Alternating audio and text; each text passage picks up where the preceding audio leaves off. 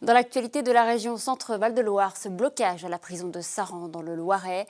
Les surveillants poursuivent leur mouvement pour protester contre les agressions dont ils sont victimes. Un mouvement national qui a commencé dans le Pas-de-Calais après l'agression de 2 surveillants de la prison de Vendin-le-Vieil à l'Arme Blanche. C'est le 6e jour de mobilisation dans une dizaine d'établissements pénitentiaires en France.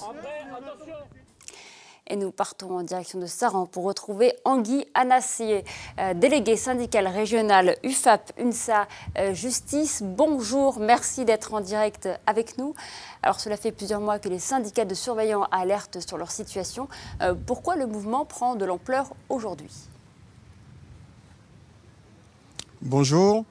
Alors, le mouvement prend de l'ampleur aujourd'hui tout simplement parce que nous attendons des réponses de l'administration et de l'État.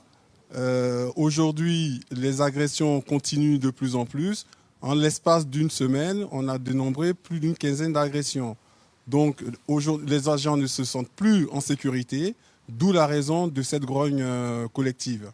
Alors, le mouvement est national, mais quelle est la situation dans la prison de Saran ? La situation dans la prison de Saran, elle est comme dans toutes les prisons en France. Vous savez, mardi dernier, on a eu un personnel du corps médical et un surveillant qui ont été victimes d'agressions. Donc vous voyez ce qui se passe à Vendin ou à Marseille ou à Borgo ne se passe pas que là-bas et ça se passe aussi à Saran. Alors, la garde des Sceaux, Nicole Belloubet, a tenté d'entamer un dialogue. Que vous propose-t-elle pour sortir de l'impasse ?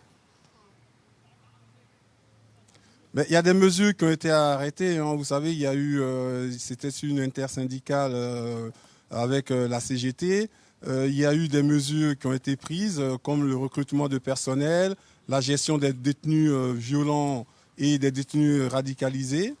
Maintenant, aujourd'hui, ce qu'on attend, nous, c'est qu'est-ce qu'on fait, qu'est-ce qui est mis en place dans l'immédiat pour justement assurer la sécurité des personnels. Alors, justement, vous parlez d'individus radicalisés. Celui qui a agressé les 2 surveillants à Vendin-le-Vieil est radicalisé. Est-ce que ce profil de détenu nécessite des mesures de sécurité particulières pour les surveillants ? Tout à fait, puisque même nos autorités les considèrent comme des prisonniers de guerre. Donc, en ce moment-là, qu'on mette en place des mesures nécessaires pour gérer ce genre de public. Et ça, nous le réclamons fortement. Alors, les mesures dont vous parlez font partie d'un projet d'accord qui a été remis hier soir au syndicat. Elles prévoient le recrutement donc, de 1100 personnes supplémentaires. Est-ce que c'est suffisant pour vous ? Mais 1100 personnels supplémentaires, c'est ce qui va combler les vacances de poste. Dans l'immédiat, on dira que ce n'est pas suffisant, mais ça permettra dans un premier temps de ne plus avoir de personnel sur nos détentions isolées. Rien qu'en comblant les vacances de poste et en influant dans le temps en effectif, ça peut être quelque chose d'acceptable.